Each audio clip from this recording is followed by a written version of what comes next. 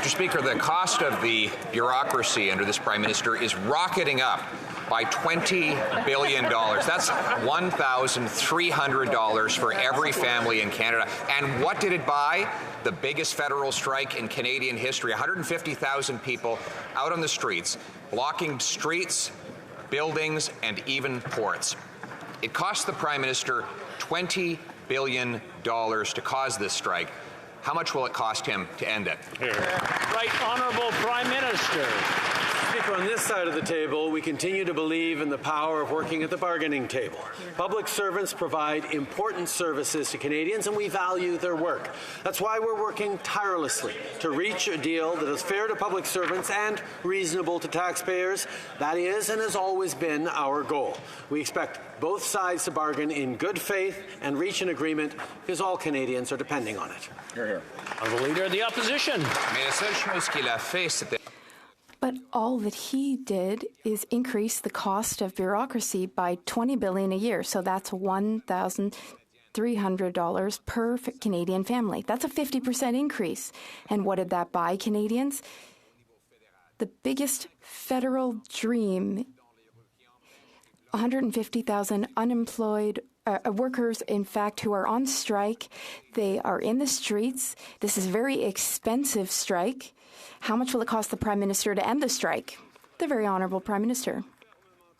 Mr. Speaker, we believe that a deal will be reached with PSAC. Public servants deliver important services to Canadians, and our government appreciates their work. That's why we are working tirelessly to reach an agreement that is fair for public servants and reasonable for taxpayers. That has always been our goal. It will remain our goal. We hope that both parties will negotiate in good faith to reach an agreement because Canadians are counting on it. Canadians to believe that the guys who paid for his vacation, that he didn't know that they were donors to the Trudeau Foundation. He asked Canadians to believe that he didn't know that Beijing had given $140,000 to the Trudeau Foundation to influence him, even though the donation was processed and signed off on by his own brother. But nothing tops this. He now expects Canadians to believe that he didn't know that the Trudeau Foundation was holding meetings in his office. Does he even know what goes on in his office? Right Honourable Prime Minister. Mr. Speaker, as I've repeated many times in this House and out of it, for about 10 years now, I have had no engagement, direct or indirect, with the Trudeau Foundation. The Honourable Leader of the Opposition. No engagement except for Trudeau Foundation donors pay for his vacations. No engagements except for the only two people he will allow to investigate foreign interference are from the Trudeau Foundation.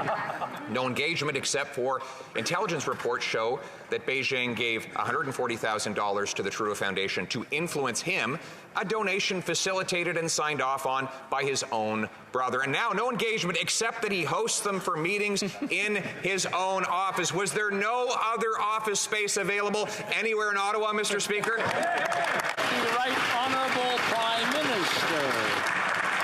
Mr. Speaker, while Conservatives continue to focus on me and attacks on my family, we're going to continue focusing on delivering for Canadians, delivering on affordability, by delivering dental benefits that the Conservatives voted against, investing in health care in ways that Conservatives have stood against, moving forward on affordability by being there to support Canadians from coast to coast to coast with targeted measures that are helping 11 million Canadians, including the grocery rebate. We're also moving forward on creating great jobs for the middle class by investing in a clean, green economy with positive impacts right across the country. This is what we're focused on. Honourable Leader of the Opposition. Mr. Speaker, we all know that nobody focuses more on the Prime Minister than he focuses on himself.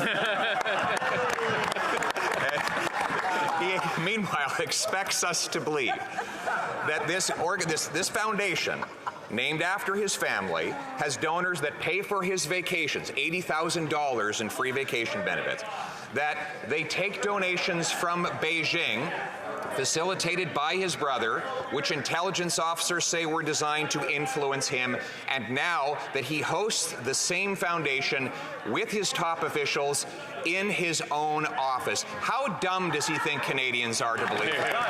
Right Honourable Prime Minister. Mr. Speaker, it's interesting. interesting the lengths to which the Conservatives will go to not talk about the budget we just delivered for Canadians. A budget focused on three large themes.